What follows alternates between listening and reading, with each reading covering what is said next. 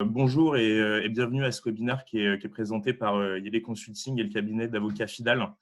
Aujourd'hui, on va parler des corporate PPA.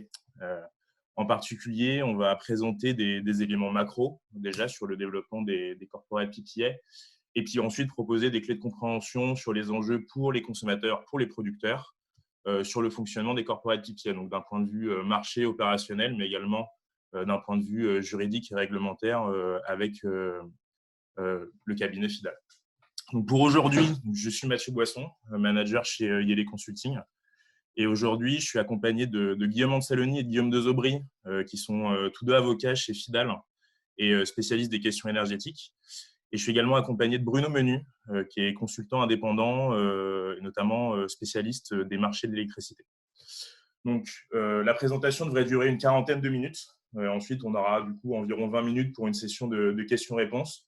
Alors, vous n'aurez pas la possibilité de parler forcément, mais vous avez un module de questions-réponses qui est dans Zoom. Donc, n'hésitez pas à cliquer à poser vos questions au fur et à mesure. Ce n'est pas la peine d'attendre la session de questions-réponses.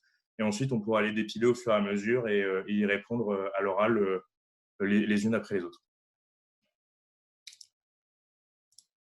Voilà. Donc, cette présentation va se passer en 4 temps. D'abord, on va parler des corporate PPA en France, les facteurs de développement, qu'est-ce que c'est, avoir des premiers éléments de technique.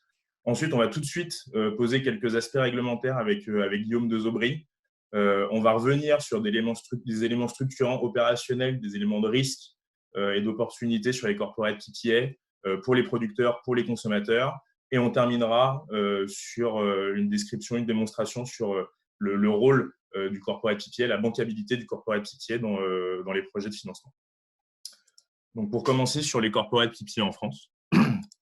Alors, avant de rentrer sur qu'est-ce qu'un corporate PPA, c'est important de comprendre le contexte des corporate PPA. Qu'est-ce que c'est, pourquoi ces contrats se développent et pourquoi ces contrats se développent. Donc là, on a un nouveau marché qui arrive. Donc, c'est intéressant de se poser la question de comment c'est structuré l'offre d'un côté et la demande de l'autre. Donc, l'offre, ce sont les producteurs ENR. Donc, il faut savoir qu'un projet renouvelable, un projet de centrale photovoltaïque, de centrale éolienne, c'est un projet qui a un fort besoin en capital, qui va aller prendre de la dette, qui va aller chercher des investissements pour à sécuriser sur 15, 20, 25 ans. Et donc, pour sécuriser ce business plan et pour être capable d'aller chercher les bons investissements, le développeur a un très, très fort enjeu d'être capable de sécuriser ses revenus sur le long terme, surtout de montrer qu'il est capable d'avoir des revenus sur le long terme, des revenus fixes sur le long terme. Donc aujourd'hui, et depuis quelques années, cet usage de revenus, ces revenus, ils étaient assurés majoritairement par les mécanismes de subvention aux énergies renouvelables. Donc on connaît en France qui sont le complément de rémunération et l'obligation d'achat. Mais aujourd'hui, on est dans une situation de sortie graduelle de ces mécanismes de subvention. Et donc finalement, pour le développeur, il y a un besoin de nouveaux débouchés. Il y a un besoin d'aller chercher de commercialiser son électricité d'une autre manière et d'aller qui se retrouve en fait le développeur se retrouve exposé au marché. Le marché n'étant pas le marché spot, le marché de gros l'électricité ne proposant pas une rémunération fixe, il y a besoin de chercher de nouvelles solutions. Donc ça, c'est du côté de l'offre. Et du côté de la demande, donc on a les consommateurs, les entreprises qui, dans un premier temps, voilà, on voit sur le marché un souhait de plus en plus fort de participer à la transition énergétique par la sécurisation d'un approvisionnement en électricité décarbonée, en électricité verte. Il y a également des enjeux d'image qui font que les entreprises peuvent être intéressées pour d'acheter de l'électricité verte. Et dans un deuxième temps, on observe notamment liée à l'intermittence des renouvelables sur les marchés de l'électricité, une volatilité toujours plus grande des prix de l'énergie. Et donc, les acheteurs d'énergie aujourd'hui sont en recherche de visibilité, souhaitent se désexposer à cette volatilité-là en allant chercher une partie de leur portefeuille à prix fixe sur le long terme. Voilà. Donc, finalement, une fois qu'on a une offre et une demande, on a un marché qui se crée. Et c'est dans ce contexte-là que les corporate PPA sont développés. Alors, un PPA, voilà, on n'a pas encore donné l'acronyme complet, mais c'est un Power Purchase Agreement, c'est un contrat d'achat d'électricité. Aujourd'hui, le PPA, sans sa composante corporate entreprise, est déjà bien connu de tous les acteurs de marché de l'électricité et ce n'était pas uniquement lié à des énergies renouvelables, c'est également pour des énergies conventionnelles. Aujourd'hui, le sous-ensemble de ces contrats-là corporate avec les entreprises est plus récente. La vraie nouveauté aujourd'hui, c'est qu'on rentre dans on sort d'un monde où on y est toujours, où les producteurs et les consommateurs ne se voyaient pas parce qu'il y avait toujours une couche d'abstraction qui sont les fournisseurs et qui sont le marché. Et maintenant, il y a ces deux mondes qui apprennent à se connecter. Et donc voilà, il y a un lien direct qui est en train de se créer entre le producteur et le consommateur. Et donc c'est dans ce cadre-là que les corporate PPA se sont développés en France, en Europe et dans le monde, puisque voilà, c'est un usage, c'est des contrats qui sont d'abord développés notamment aux USA. Si jamais on se focalise sur la France, aujourd'hui, là, ce qu'on vous montre, c'est les corporate PPA qui ont été contractés par des entreprises en France, en gros depuis 2018, je crois.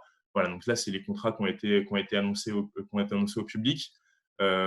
En tout, pour 233 mégawatts. Donc, ça pose la France 4e ou 5e place en Europe, si je me souviens bien. Aujourd'hui, ce qu'il faut retenir, c'est que bon, on voit bien que le marché français est encore très largement en phase de développement. C'est-à-dire que là, on a très peu de contrats par rapport à des pays comme l'Espagne, le Royaume-Uni ou même les Nordiques. Par contre, ce qui est intéressant de voir, c'est qu'on parlera de PPA financiers et de PPA physiques plus tard. Mais aujourd'hui, en France, on n'a que des PPA physiques. On n'a pas recensé de PPA financiers encore. Et aujourd'hui, on parlera également d'additionnalité. Aujourd'hui, donc de comptes de PPA qui permettent la construction de nouvelles centrales renouvelables. Et ce qu'on observe également, c'est que l'ensemble des PPA qui ont été signés et qui ont permis la construction future d'une nouvelle centrale renouvelable sont des contrats signés avec des centrales photovoltaïques. Tout ce qui est éolien, ce sont des centrales qui sortent de mécanismes de subvention et qui signent des contrats sur le plus court terme. Maintenant qu'on a vu un peu la structuration du marché des PPA en France, comment ça s'est développé, c'est intéressant de se poser la question de quelles sont les opportunités d'un corporate PPA pour un consommateur et pour un producteur. Si jamais on parle du consommateur tout de suite, on a identifié 4 vecteurs principaux qui pourraient motiver le consommateur à aller signer un ou plusieurs corporate PPA. En premier lieu, on l'a déjà dit, c'est l'opportunité de participer activement à la transition énergétique en consommant de l'électricité verte, mais bon, ça c'est possible avec des offres de fourniture verte ou des garanties d'origine, mais également en participant au développement de nouvelles capacités renouvelables. Et donc tout ça, finalement, représente un enjeu d'image qui est fort pour l'entreprise, qui peut véhiculer voilà, un engagement, un impact positif pour le développement durable auprès de ses clients. Toujours en parlant des clients, voilà. Aujourd'hui, 2020, on est dans un contexte où le public nourrit d'attentes de plus en plus fortes vis-à-vis de l'engagement des entreprises pour l'environnement. Et donc aujourd'hui, ça commence par le B2C. On pourrait imaginer par exemple que demain, on veuille acheter en grande surface des produits qui ont été, des biens de consommation qui ont été produits en limitant au maximum l'intensité carbone de leur processus de production.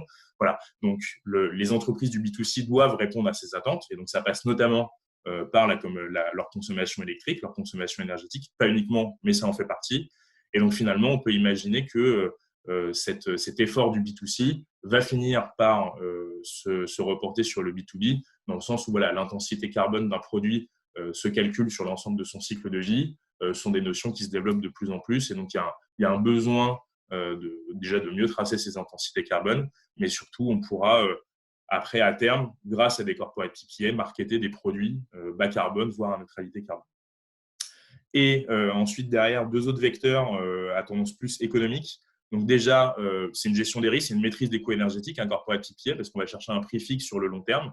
Et donc, ça va nous permettre de faire varier un petit peu le contenu de son portefeuille énergétique pour un acheteur, et de se dire qu'on a effectivement peut-être une partie qui va être une partie de notre portefeuille qui va être de l'AREN, une autre partie qui va être exposée spot, et je sais pas, 5, 10, 15, 20% de l'électricité achetée qui sera en réalité un corporate PPA avec un prix fixe sur 20 ans.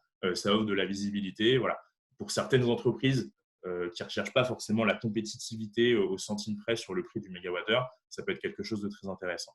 Et enfin, toujours sur de la couverture de risque, voilà, on appelle ça, c'est le risque climatique au sens large, mais là, on se concentrait sur le prix du carbone. Alors bon, soit avec la crise Covid qui a pris une petite baisse, mais on a de bonnes manières de penser que ça va se redresser de toute manière. Et donc, finalement, dans le cas d'une hausse forte du prix du CO2 qui s'impacterait sur le prix de l'électricité, voilà, un approvisionnement décarboné d'énergie, c'est se couvrir face à ce risque climatique-là.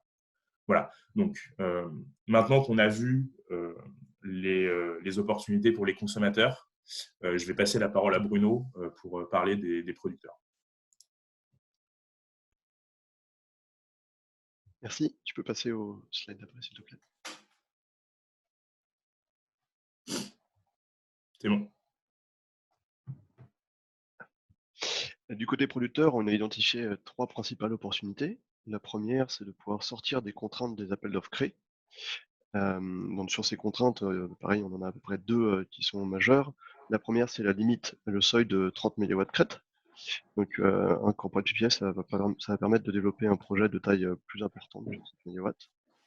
La deuxième, c'est de s'affranchir des contraintes portant sur les conditions d'implantation.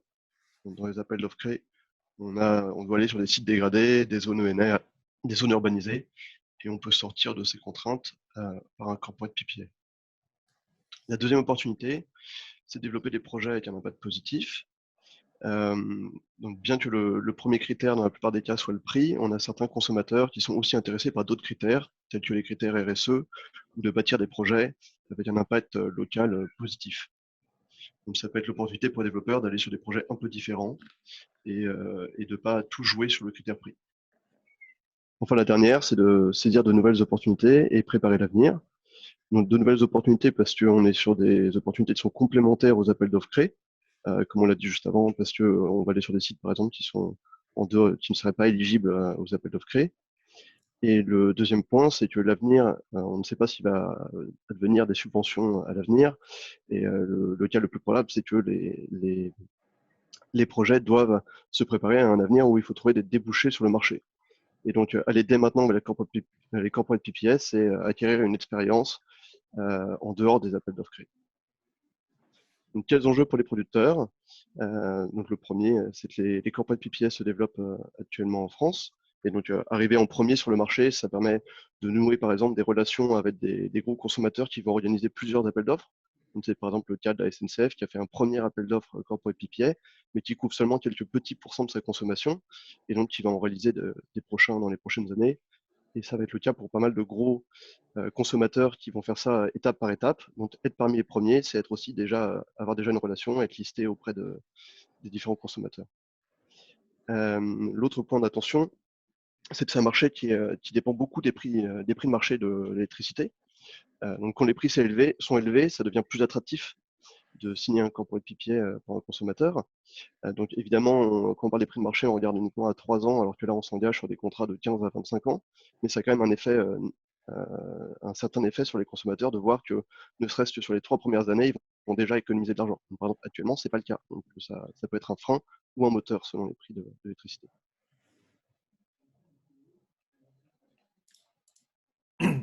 Voilà. Maintenant qu'on a vu les opportunités pour les producteurs et les consommateurs, on va prendre quelques minutes pour vraiment rentrer dans la technique des PPA, comment ils fonctionnent. Et donc là, on va parler de 2 types de corporate PPA. Donc le PPA physique dans un premier temps et le PPA financier dans un deuxième temps. On verra un peu les différences de fonctionnement et quelques avantages et inconvénients. Voilà. Donc le corporate PPA physique dans un premier temps. Donc c'est un corporate PPA qui a sa propriété principale, comme son nom l'indique, c'est qu'il y a effectivement une livraison physique de l'électricité entre le producteur et le consommateur. Mais voilà, ce qu'il faut bien se dire, c'est que cette livraison physique de l'électricité, elle va pas avoir lieu, elle va avoir lieu au travers d'un responsable d'équilibre, elle va avoir lieu au travers d'un intermédiaire, parce que le consommateur et le producteur n'étant la plupart du temps pas des responsables d'équilibre, ça veut dire que ces volumes-là doivent rentrer dans un périmètre d'équilibre auprès d'un responsable qui sera certifié par RTE et qui pourra assurer cet équilibre-là. Donc voilà, donc c'est ce qu'on appelle souvent un sleeving agreement. Donc c'est un responsable d'équilibre, ça va être un agrégateur ou un fournisseur qui va prendre ce risque-là, qui va prendre le risque de l'intermittence, qui va assurer que les électrons seront bien livrés, seront bien achetés, vendus et livrés, et prendra une commission en mégawattheure. Finalement, le consommateur, il va payer le producteur pour les mégawattheures, donc le prix complet du mégawattheure, et en contrepartie, va récupérer les garanties d'origine ainsi que les mégawattheures d'électricité. Puisqu'il y a livraison physique entre le producteur et le consommateur, ça veut dire que le corporate PPA ne va pas couvrir 100% des besoins de consommation de l'entreprise, du consommateur, ça veut dire qu'il y aura bien besoin d'un contrat de fourniture complémentaire pour adresser ces besoins non couverts. Sachant que ce contrat de fourniture complémentaire, il peut être pris en charge par un autre fournisseur d'électricité, il peut également être pris en charge par l'intermédiaire, le sliver qui a déjà le sleeving agreement. Voilà. Ces contrats-là, donc aujourd'hui, sont des contrats qui vont pouvoir, en France, là on a vu des contrats qui allaient jusqu'à 25 ans. Donc le corporate PPA en lui-même, l'engagement entre le producteur et le consommateur va durer jusqu'à 25 ans, sachant qu'après derrière, ça viendra avec 2 contrats complémentaires qui sont dans un premier temps le sleeving agreement et dans un deuxième temps le contrat de fourniture complémentaire, qui eux, par rapport à des stratégies d'achat entre guillemets classiques, vont pouvoir se caler sur ces horizons de temps-là, par exemple tous les 3 ans, sachant que les contrats seront remis en concurrence tous les 3 ans ensuite, et qu'ils devront à chaque fois, les candidats devront à chaque fois prendre en compte l'existence du corporate PPA et sa production pour le sleeving et pour la fourniture de compléments. De l'autre côté, on a les PPA financiers. Alors, les PPA financiers, dans la littérature, vous les avez peut-être croisés en tant que PPA virtuel ou PPA synthétique. C'est la même chose. Voilà. Donc, la différence majeure, c'est qu'il n'y a pas de livraison physique entre le producteur et le consommateur. Ça veut dire que d'un côté, le producteur va vendre son électricité directement sur le marché gros, sur le spot, à un prix de marché qui est variable, mais qu'il va signer ce qu'on appelle, alors en anglais, un contract for difference, un CFD, avec le producteur et donc dans ce CFD, il va se passer 2 choses. La première, c'est que le producteur et le consommateur vont se mettre d'accord sur ce qu'on appelle un strike price. C'est-à-dire c'est un prix auquel le producteur veut valoriser son électricité au minimum. Donc, par exemple, 50 €. Ensuite, et donc, une fois que ce strike price va être signé, ce qui va se passer, c'est si le producteur vend son électricité au marché en dessous de 50 € du mégawattheure, alors le consommateur va compléter jusqu'à 50 €. Et si jamais le producteur vend au-dessus de 50 € du mégawattheure, alors la différence entre le prix de vente et les 50 € seront reversés au consommateur. Donc, ça veut dire finalement que le CFD permet bien au producteur d'avoir une rémunération fixe sur la vente de son électricité, mais qu'au final, le flux financier qui existe entre le producteur et le consommateur est uniquement l'objet en fait, de la différence entre le prix de vente sur le marché et ce fameux strike price. De l'autre côté, le consommateur, lui, comme il n'y a pas de livraison physique de l'électricité, il va garder un contrat de fourniture pour l'ensemble de sa consommation électrique.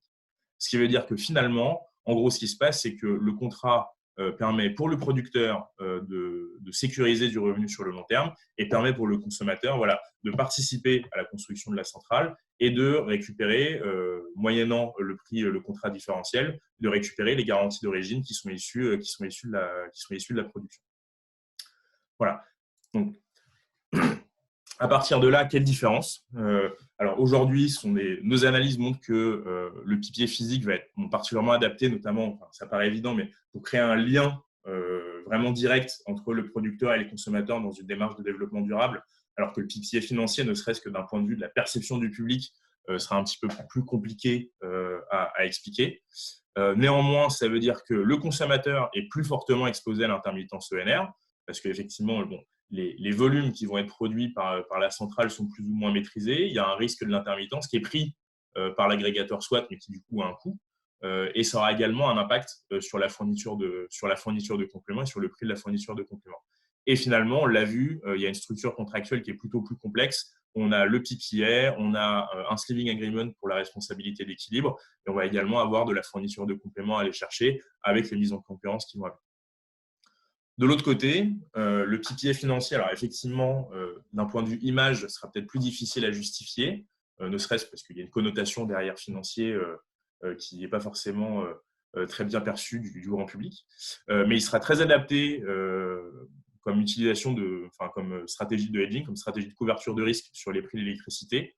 Notamment, un gros avantage, c'est comme il n'y a pas de livraison physique et comme il n'y a pas d'impact sur le contrat de fourniture d'électricité, ça veut dire que dans le cas d'une consommation, par exemple sur 15, 20, 25 ans qui est amenée à évoluer, par exemple, on a le décret tertiaire qui va amener certaines entreprises à réduire leur consommation électrique de 50% à l'horizon 2050, je crois. Bon, ça veut dire que finalement, la consommation électrique peut baisser ou peut augmenter et ça n'aura pas forcément d'impact sur le PPA. Enfin, le PPA n'aura pas forcément d'impact sur ça.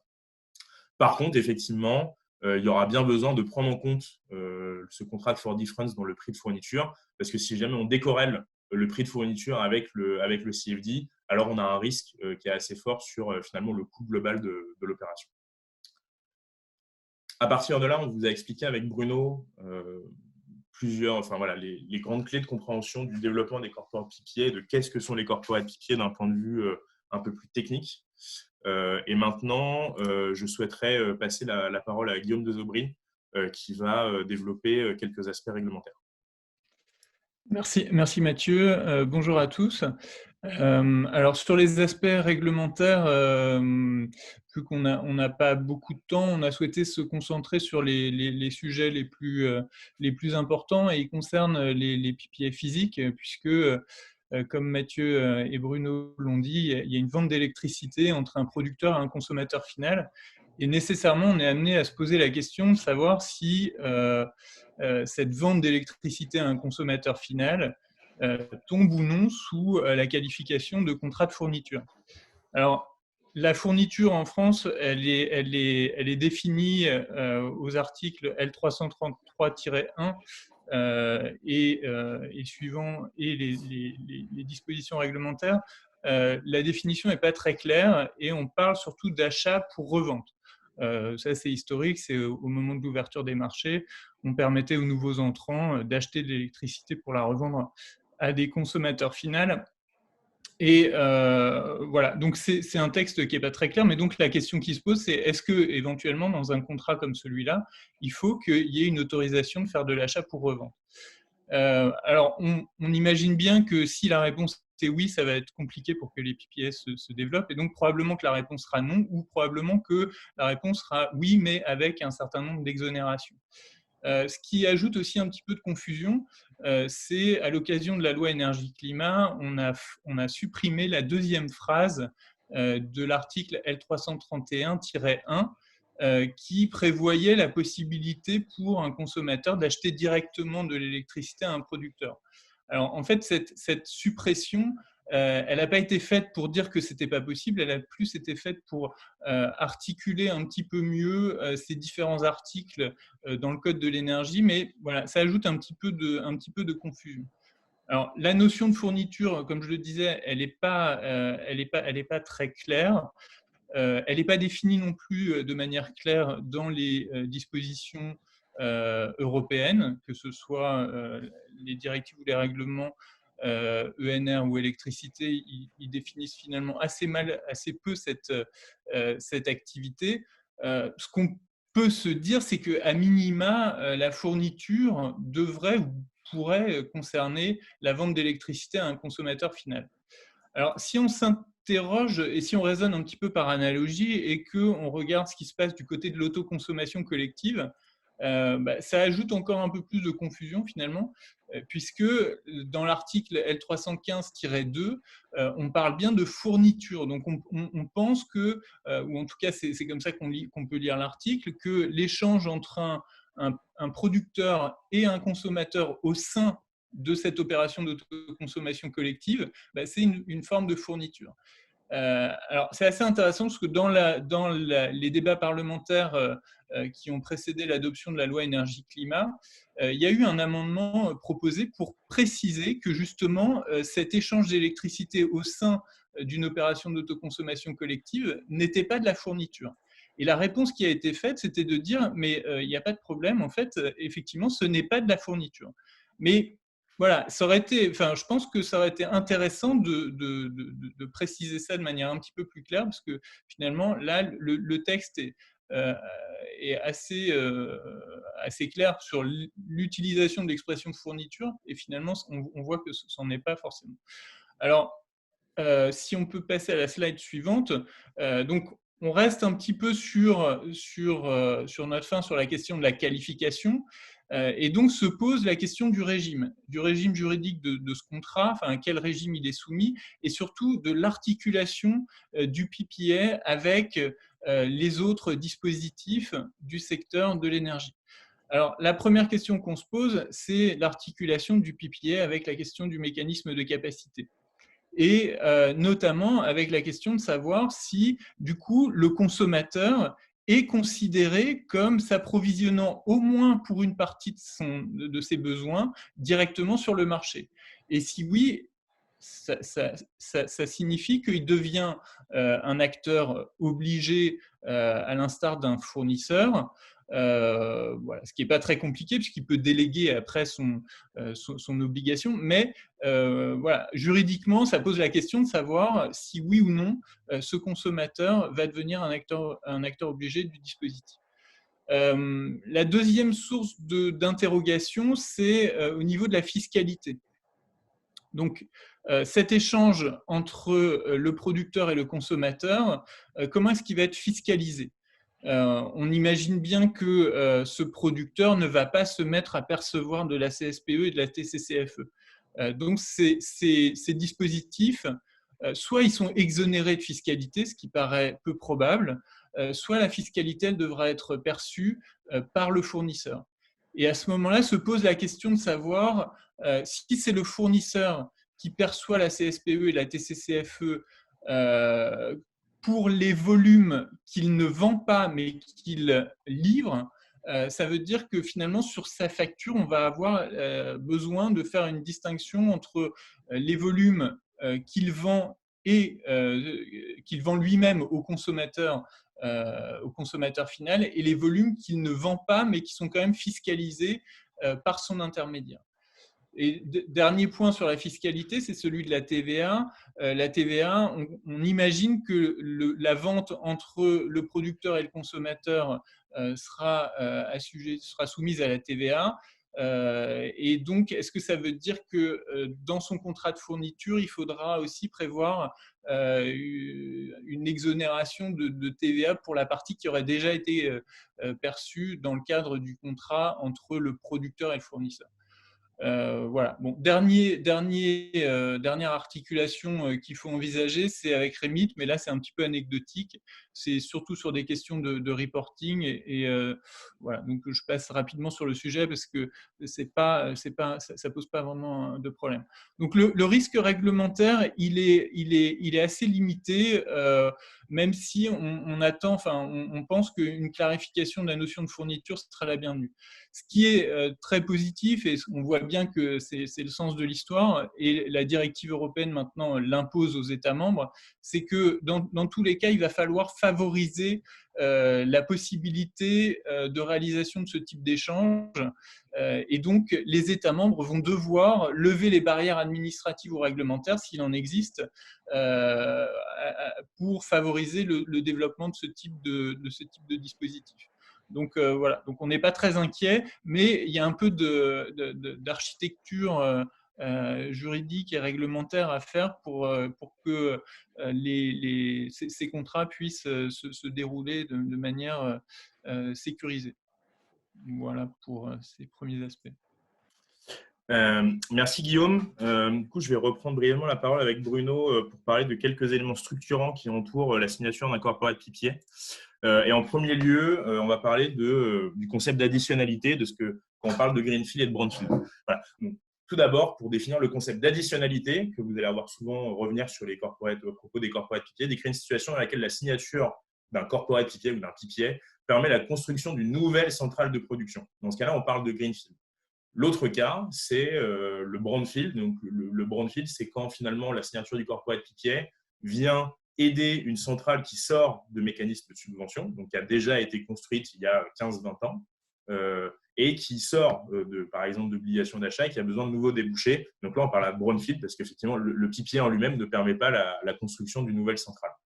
Donc, pour le producteur, le greenfield, ça permet de financer une nouvelle centrale, de sécuriser les revenus sur le long terme, de sécuriser le business plan de la centrale. En général, voilà, là, ce qu'on observe, c'est que le prix est plutôt plus élevé pour un contrat en greenfield qu'en brownfield. Néanmoins, effectivement, on aura le consommateur, enfin, le producteur pourra construire sa nouvelle centrale et le consommateur pourra faire valoir sa participation à l'additionnalité. C'est un engagement sur le très long terme, 15, 20, 25 ans, et qui va bien au-delà d'une gestion des contrats de fourniture en propre telle qu'on peut la connaître aujourd'hui. De l'autre côté, le brownfield pour le producteur, ça lui permet de commercialiser l'énergie d'une centrale qui est en sortie de subvention, qui n'avait donc plus de débouchés et qui doit en trouver de nouveaux, mais dans le même temps, limiter son exposition au marché de l'électricité. Parce que l'alternative, une des alternatives pour le producteur, c'est de vendre son électricité au marché, au spot, qui est variable. Et donc, finalement, on revient sur le même problème. Un prix fixe, même sur 3 ans, c'est potentiellement plus intéressant. Pour le consommateur, alors ça permet finalement, comme le prix va être moins élevé, ça va permettre de signer un accord papier, de l'acheter de l'électricité verte à un prix qui va être plus compétitif que sur du brownfield. Et c'est un engagement qui est dans le temps limité, qu'on va pouvoir synchroniser notamment avec les contrats de fourniture et le slimming agreement. Donc finalement, d'un point de vue opérationnel, ça va être plutôt plus simple de signer ce type de contrat-là. Voilà. Donc, ensuite, je vais passer la parole à Bruno pour parler vraiment des risques prix et volume. Merci. Sur les risques liés au marché, donc les risques prix et volume, petit point. Quand on parle de risque prix, donc on parle juste de l'incertitude sur le prix de marché, de risque volume, l'incertitude sur le volume produit par la centrale, mais aussi le moment auquel la centrale va produire. Donc le photovoltaïque produit plus en milieu de journée. Donc, voilà. L'incertitude à la fois sur le volume global du productible, mais aussi sur le moment où la centrale va produire. Donc quelques petites illustrations de l'allocation du risque prix, du risque volume à droite du slide. Sur le prix, on pourrait se mettre d'accord sur un prix variable, donc par exemple indexé sur le prix day ahead, sur le prix de marché pour le lendemain, ou à l'inverse, aller sur quelque chose, donc sur un prix fixe. Le consommateur achète l'électricité à un prix qui est convenu d'avance pendant toute la durée du contrat. On peut se mettre d'accord sur tout ce qu'on veut. Donc, entre le variable et le fixe, il y a des entre-deux, comme ce qu'on appelle un collar. C'est une combinaison d'un floor et d'un cap. Donc, c'est-à-dire qu'on va encadrer le prix variable par une borne minimum et une borne maximum. Donc, ça réduit le risque des deux contreparties. Voilà, c'est ouvert à l'imagination. On peut imaginer tout ce qu'on veut.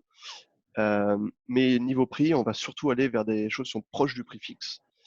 Principalement parce qu'il faut limiter les risques côté producteur pour pouvoir faire financer la centrale.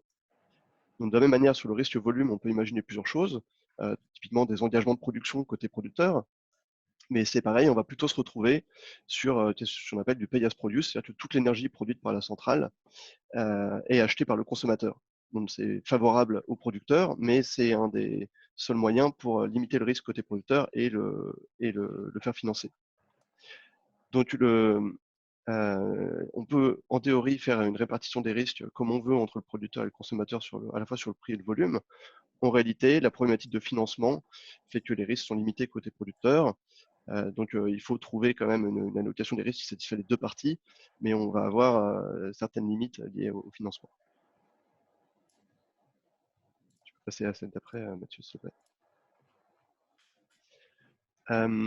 Si on fait une brève analyse de risque pour le producteur et le consommateur, côté producteur, comparé à un contrat d'agrégation de PPA en complément de rémunération, on va avoir des risques supplémentaires, c'est plutôt ça que je vais couvrir là. Le principal, c'est le risque de contrepartie.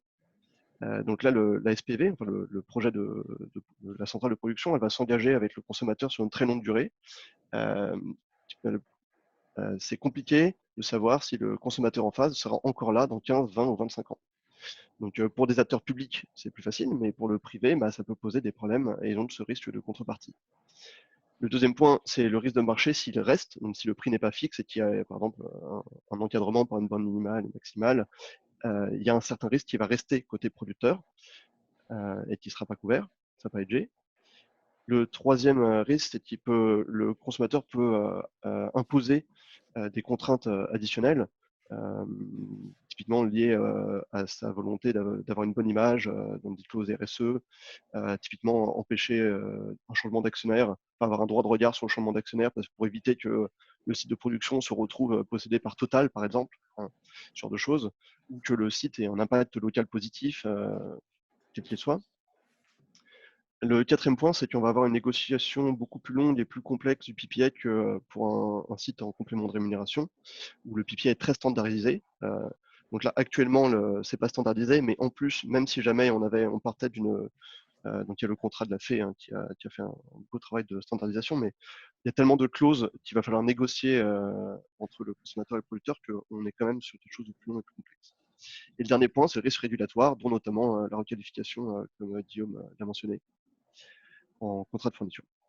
Donc plus de complexité que sur complément de rémunération et des risques accrus qui peuvent peser sur la bancabilité côté producteur. Côté consommateur, on a à la fois une perte d'opportunité en cas de baisse des prix de marché. C'est le jeu, si on s'engage sur un prix fixe, on y gagne si les prix montent, mais on y perd si les prix baissent. Et difficile de savoir quel sera le prix de marché dans 15 ans ou 20 ans.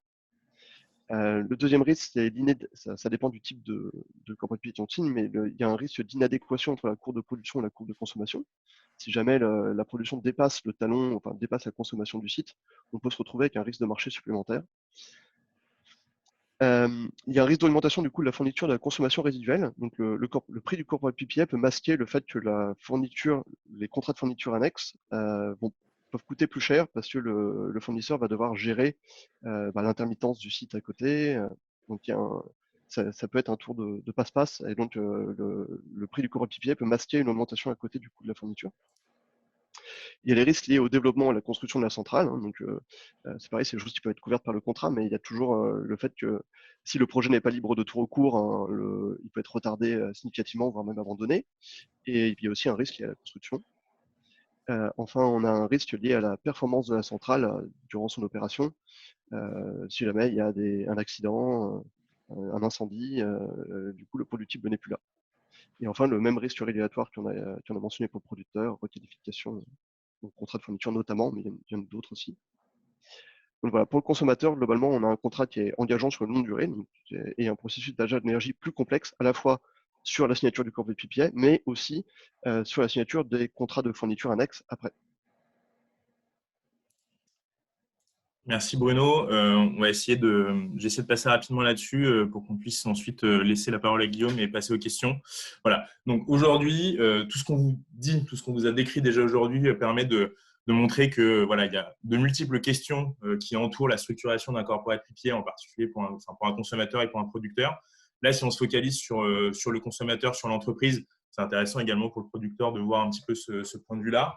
Voilà, donc on le résume en 3 questions principales. Donc, formaliser sa stratégie, c'est-à-dire comprendre comment l'achat d'électricité s'inscrit dans la stratégie d'entreprise. Est-ce que c'est de la gestion de risque? Est-ce que c'est du développement durable? Est-ce que c'est de la visibilité? Est-ce que c'est de l'image? Pour ensuite trouver la solution d'achat d'électricité verte la plus adaptée. Donc, là, aujourd'hui, on parle de PPA, mais ça va mettre en perspective également avec les contrats de fourniture verte, les garanties d'origine et l'autoconsommation, comme il y a déjà des questions qui ont été posées en ce sens. Une fois qu'on a fait ça, on peut définir ses besoins énergétiques. Et donc, c'est là le périmètre géographique, le profil. Donc là, le profil, on peut utiliser ce qu'on appelle du pay as produce, c'est-à-dire qu'on va acheter chaque mégawattheure tel qu'il va être produit par la centrale. On pourra demander au sliver à l'intermédiaire d'aller générer un bandeau, un baseload, ou de s'engager sur une livraison annuelle, voire mensuelle. Voilà, toutes les formules sont possibles et ont un prix à chaque fois. Le modèle de prix, on a beaucoup parlé de prix fixe, mais on pourra également parler de trouver des solutions pour indexer le prix sur le spot si besoin, ou mettre en place des corridors de prix, et la quantité d'énergie qu'on va vouloir couvrir avec le PPA. Classiquement, aujourd'hui, on va rarement au-delà de 15-20%, mais on commence à avoir potentiellement des exemples qui vont un peu plus loin. Et enfin, sur le schéma contractuel, qui achète? Quelle entité qui achète? Est-ce qu'on a un PPA physique, financier? Est-ce qu'il y a des clauses particulières qu'on va rajouter au PPA sur de la traçabilité, au pas horaire, sur, comme Bruno l'a dit, la gestion des repreneurs de la SPV, comment on alloue les risques. Sur le projet, pour choisir le bon projet qui correspond à ses besoins et à sa stratégie, on va poser la question de la localisation, de la technologie. Est-ce qu'on cherche du greenfield ou du brownfield? Et puis après, c'est des critères sociaux qu'on va pouvoir rajouter en tant que consommateur pour asseoir son image et son positionnement. Est-ce qu'on veut ouvrir le projet? On souhaite un projet qui soit ouvert à l'investissement citoyen. Comment on veut limiter les émissions carbone du cycle de construction du projet, quelles sont les solutions pour créer un impact positif sur le territoire avec des partenariats locaux, avec de la pédagogie, avec des portes ouvertes par exemple, et voilà, toutes les notions d'usage de la terre, où est-ce qu'on veut que le projet soit construit. Voilà. Tout ça pour dire qu'il y a une grande multiplicité d'options qui permettent de trouver des solutions adaptées à chacun, mais qui créent aussi beaucoup de complexité finalement. dans la phase d'étude de faisabilité de ce PPA, mais aussi dans la phase d'architecture contractuelle. Et à ce sujet, je voudrais passer la main à Guillaume Ansaloni, qui va nous parler de la bancalité d'un corporate PPA. Oui. Merci beaucoup. Eh bien, je dirais pour commencer que clôturer une présentation est un honneur qui présente certains aléas, puisque j'ai déjà épuisé mon temps de parole avant d'avoir commencé. Alors, lorsqu'on parle donc très rapidement, pour laisser du temps de parole, lorsqu'on parle de bancabilité, on parle d'acceptabilité par le prêteur. Et à ce sujet, donc, il faut garder à l'esprit que ce type de projet sera généralement financé en financement de projet, et qui dit financement de projet dit remboursement pour le prêteur exclusivement sur les revenus du projet, donc sans recours contre les actionnaire. Et ce qui implique de ce fait que la source de revenus est tout à fait essentielle, puisque c'est le seul moyen de remboursement pour le prêteur. Et de ce point de vue, donc, on peut souligner d'ailleurs qu'il y a un alignement d'intérêts entre producteur et prêteur, et on pourra dire que d'un certain côté, le prêteur va être un des meilleurs gardiens des intérêts du producteur dans le cadre d'une négociation. Alors, on peut passer au slide suivant.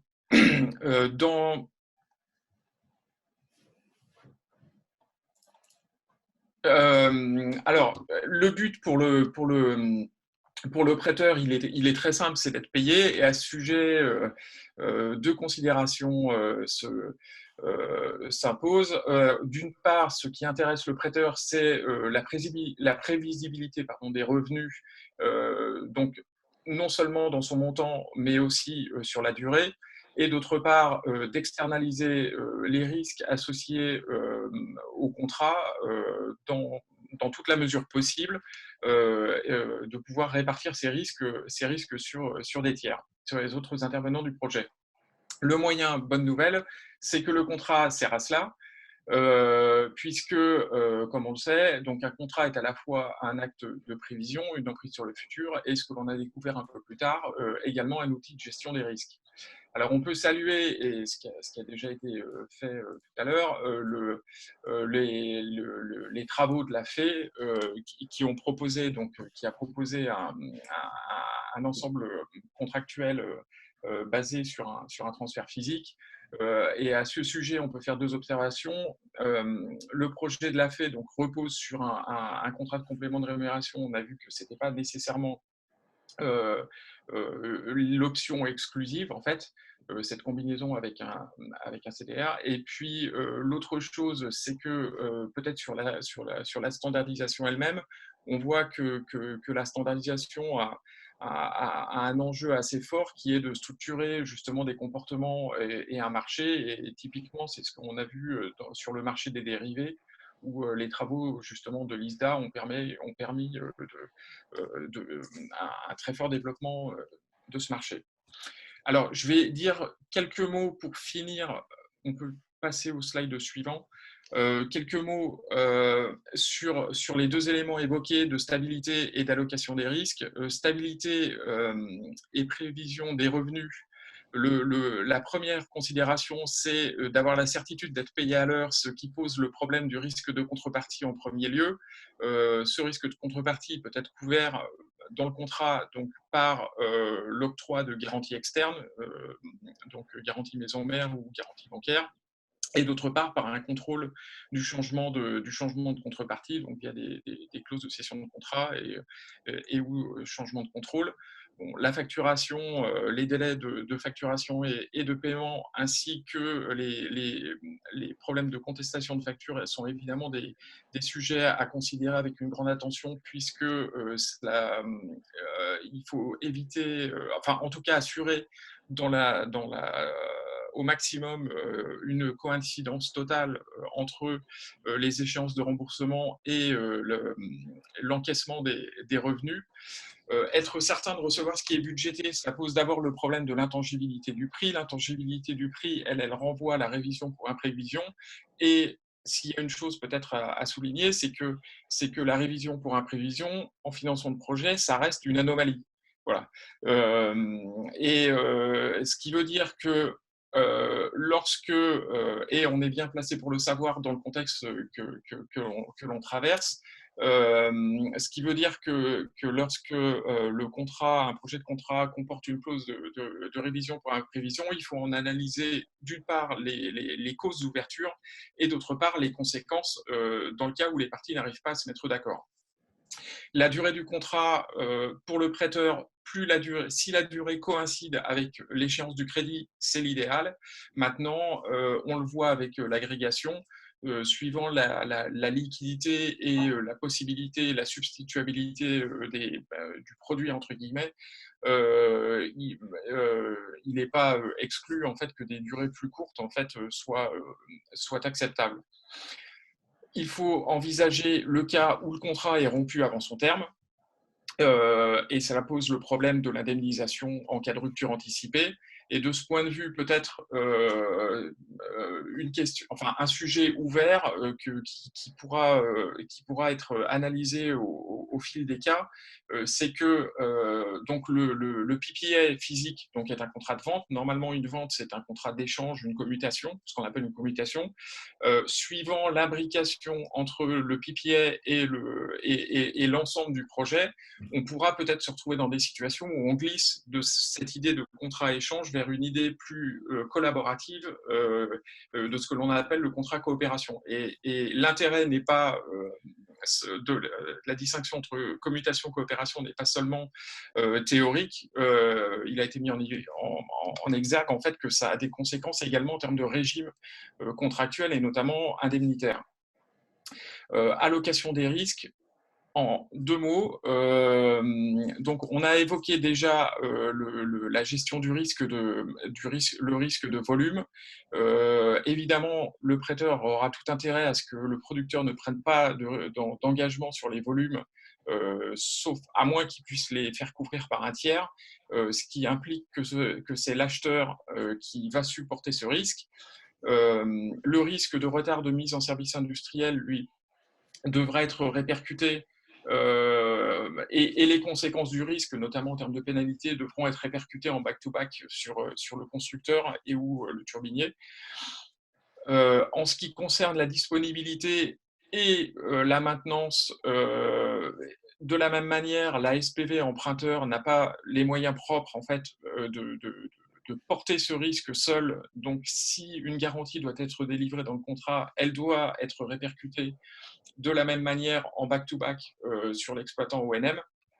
Et enfin, on peut dire également qu'en termes d'obligation d'information, de la même façon, on aura une répercussion en back-to-back sur le constructeur et où l'exploitant mainteneur suivant la phase du projet.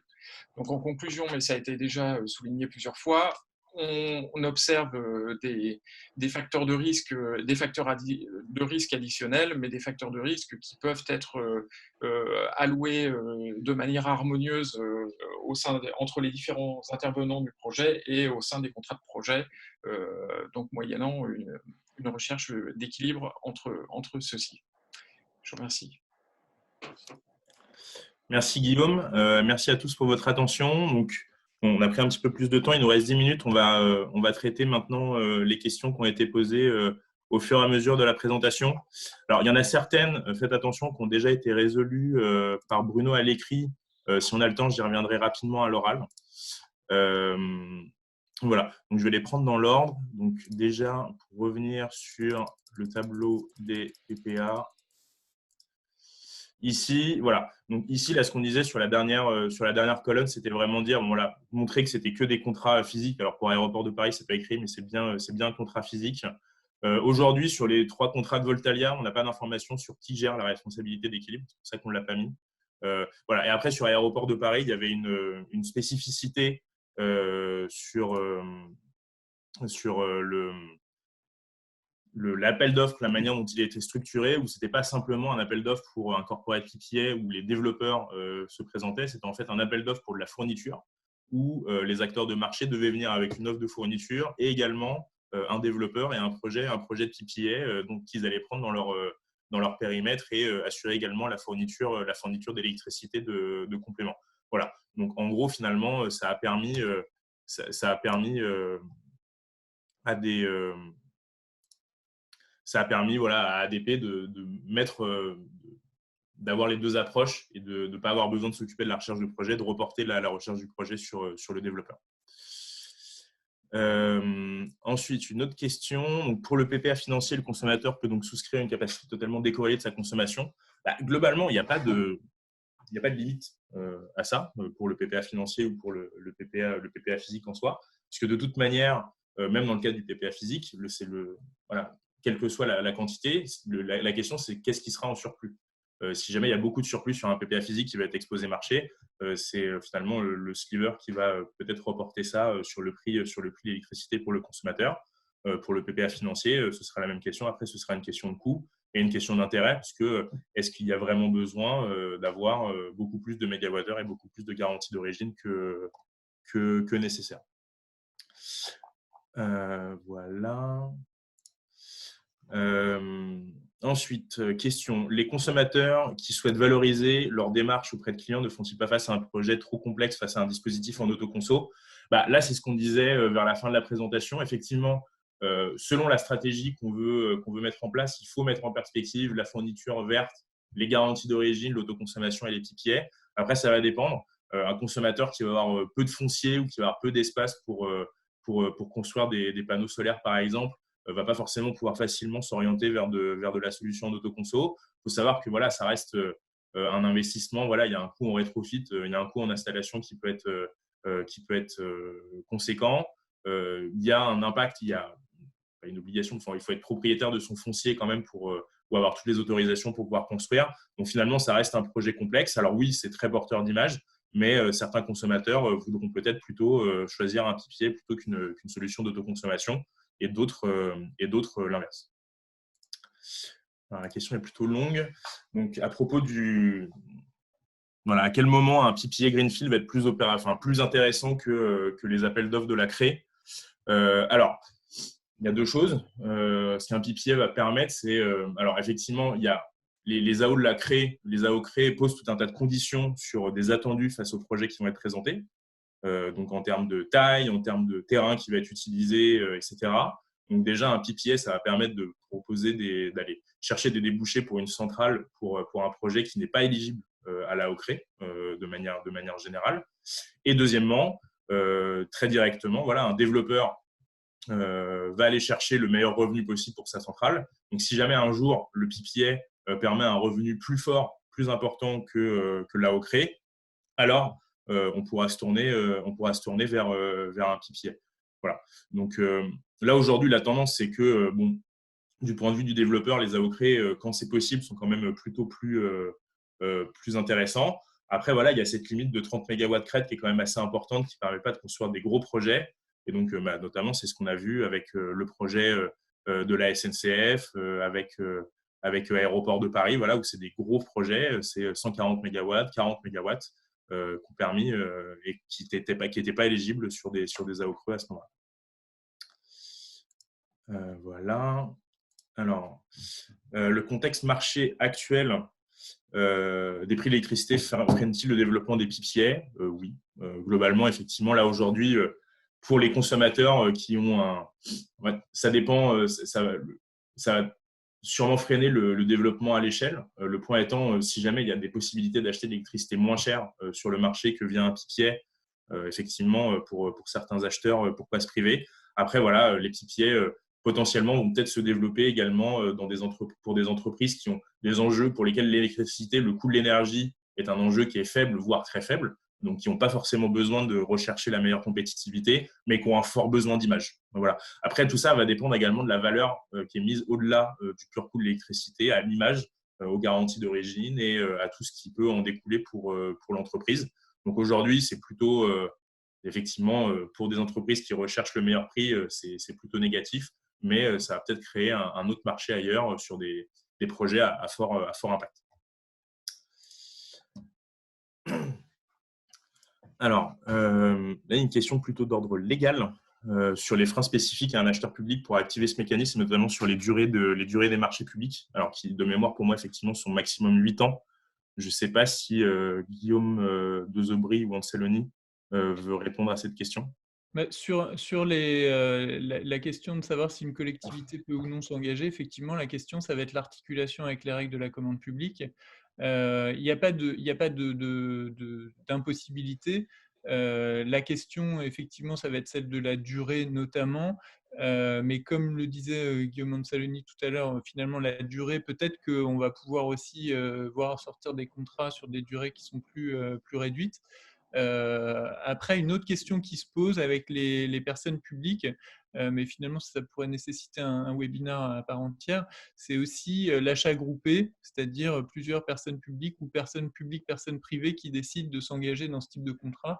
Et là, ça suppose une architecture contractuelle aussi un petit peu plus compliquée, mais nous, on n'a pas identifié de blocage à ce stade. Merci Guillaume. Alors, les PPA sur les projets en France sont-ils compétitifs comparés à nos voisins européens à date? Là, aujourd'hui, alors j'ai plus les prix en tête, il faudrait les ressortir, mais aujourd'hui, les deux pays, les pays les plus compétitifs en termes de prix, c'est vraiment l'Espagne, qui a réussi à sortir des projets à des prix très compétitifs en PPA. On a également on observe un développement assez fort au Royaume-Uni avec des prix intéressants. Et enfin, c'est là aussi où le marché s'est beaucoup développé en Europe, dans les Nordiques, sur de l'éolien, où effectivement l'éolien est très compétitif dans ces régions-là, où on a pu même trouver des projets qui sont complètement financés, des gros projets qui sont complètement financés sans aucune subvention, notamment Danemark, Pays-Bas un peu plus bas également. Alors, pour expliquer le lien entre ARENH et PPA et expliquer le lien entre PPA et mécanisme de capacité. Alors, le lien entre ARENH et PPA, ce n'est pas tant un lien direct qu'un facteur de développement. C'est que finalement, aujourd'hui, en France, sur le prix d'achat de l'électricité et sur le prix de fourniture, on a quand même un benchmark qui est ultra important, qui est le prix de l'ARENH, qui est aujourd'hui à 42 € du mégawattheure. Voilà. Donc, finalement, le propos, c'est de dire que il y a effectivement le prix de marché qui est une chose, mais il y a également toute la réglementation qui entoure ce marché-là qui vient driver le marché des PPA dans un sens ou dans l'autre. Et aujourd'hui, pour par exemple des consommateurs qui ont un fort taux de couverture ARENH dans leur consommation, le 42 € du mégawattheure, aujourd'hui, il n'est pas forcément facile à battre. Pour le mécanisme de capacité, je vais peut-être laisser Bruno répondre rapidement. J'avais répondu sur le chat à côté. D'accord. Il y a plusieurs possibilités. C'est laissé à l'appréciation et à la négociation. Soit ça peut être inclus dans le champ du corporate PPA, auquel cas c'est le fournisseur résiduel qui va s'occuper de la certification et de la valorisation des garanties de capacité du site. Soit ça pourrait être complètement sorti, c'est envisageable, et du corporate PPA. Et donc le producteur va devoir signer un autre contrat où le consommateur n'est pas dedans, avec un agrégateur pour certifier et valoriser les garanties de capacité. Merci.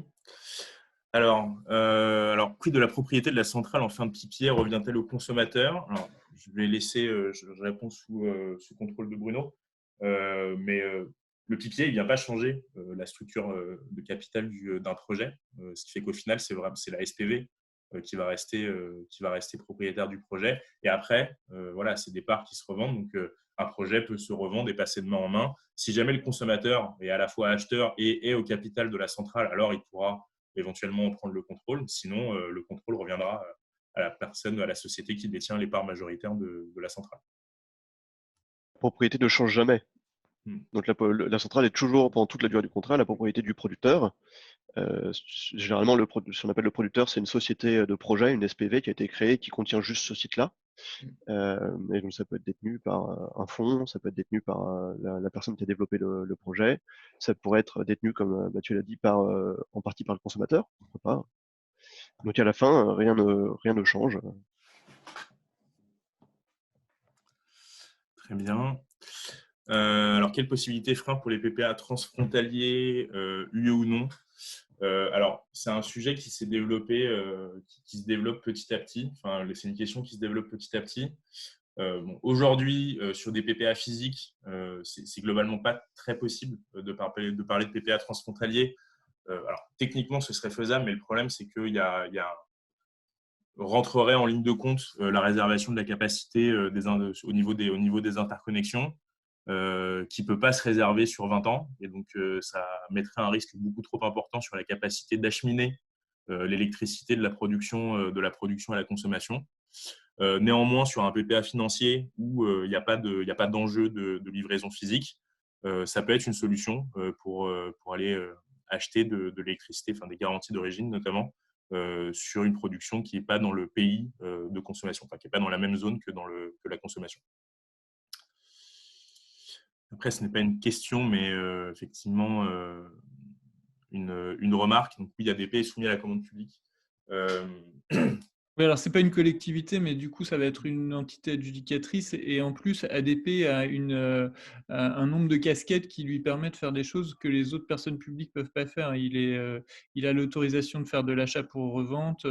C'est un réseau fermé. Enfin voilà, il y a beaucoup de spécificités dans le cadre d'ADP qui font que ce qu'il a pu faire dans le cadre de son corporate PPA n'est pas forcément réplicable par les autres personnes publiques. Ok, on va prendre. Il est midi 3, on va prendre les deux dernières questions. Les 3 dernières questions. Alors, en termes de chronologie, comment ont été gérées les étapes contractuelles, signature du PPA et opérationnelle, construction de la centrale pour les PPA ADP, SNCF, etc. Alors, concrètement, en fait, le PPA, il est venu en amont, il vient en amont de la construction physique de la centrale, parce qu'au final, ce PPA-là, il va faire partie des éléments qui vont permettre de valider le business plan et qui vont permettre de faire le closing financier de la construction du projet de construction. Donc voilà. Donc ça veut dire qu'au moment où le PPA a été signé, quasiment toutes les autorisations pour la construction de la centrale étaient accordées. Et il manquait effectivement notamment le closing financier qui a été permis par le PPA. Et donc finalement, là, les PPA les contrats ont été signés ou sont en cours de négociation. Et alors, j'ai plus les dates exactes, mais les premières injections vont arriver entre 2021 et 2022 pour ces contrats-là. Quelle est la différence entre un contrat de fourniture en électricité grise plus géo versus un PPA financier? Majoritairement le prix, finalement, puisque là, le prix va être négocié en direct avec le producteur et pas forcément avec le fournisseur, et que c'est vraiment un CFD. Donc là, aujourd'hui, on ne va pas payer, le flux financier va être différent, parce qu'au final, on va payer juste la différence ou récupérer la différence selon le sens dans lequel va le marché entre le producteur et le consommateur, et il y aura un contrat de fourniture en électricité à côté. Donc finalement, alors effectivement, c'est une manière différente d'aller chercher des garanties d'origine, et surtout, la grosse différence, c'est que c'est un engagement sur le long terme, parce qu'un PPA financier peut également avoir lieu sur un projet de type Greenfield avec un engagement de 15, 20, 25 ans, ce qui ne va pas être le cas aujourd'hui des contrats de fourniture en électricité qui sont plutôt sur 1, 2, 3 ans. Donc, du coup, il y a un vrai engagement supplémentaire, un vrai lien supplémentaire entre le consommateur et le producteur. Et le prix des garanties d'origine, potentiellement, va être différent. Le coût de revient de la garantie d'origine va être différent par rapport à un prix de marché.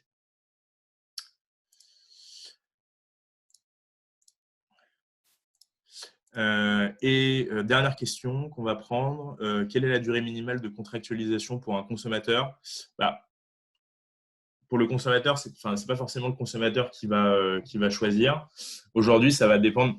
Finalement, les durées vont être variables. Aujourd'hui, même quand on discute avec des développeurs, il y a des recherches de solutions pour avoir des contrats de 5 ans sur du Greenfield, alors qui sont encore des discussions bien en amont, mais qui sont considérés parce qu'ils se rendent bien compte que les contrats de 10, 15 ans, 20 ans, 25 ans pour un consommateur, c'est trop.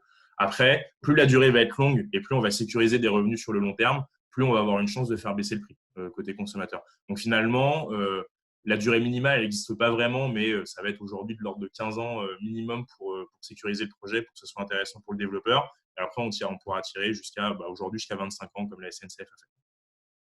Et après, sur du brownfield, donc ça, c'était pour du greenfield, et sur du brownfield, là, on voit des contrats de 3 ans actuellement. Donc, ça permet de contractualiser sur une durée bien inférieure, à un prix qui est un peu plus compétitif, mais également, voilà, c'est-à-dire qu'on peut pas, pour le consommateur, on ne peut pas tirer les bénéfices de la participation à l'additionnalité. Voilà. Cela vient conclure ce webinaire. On espère. Merci à tous pour votre présence et pour votre attention. On espère que ces informations ont été utiles pour vous. N'hésitez pas à nous contacter si jamais vous avez d'autres questions, alors sur LinkedIn ou par email sur les adresses de contact que vous avez eues pour l'inscription au webinaire. On se fera un plaisir de vous répondre et d'organiser un échange. Je vous souhaite à tous une excellente journée, une excellente après-midi. Bon courage dans le contexte Covid et à bientôt pour potentiellement d'autres webinaires entre Yélé et Fidal. Merci et bonne journée.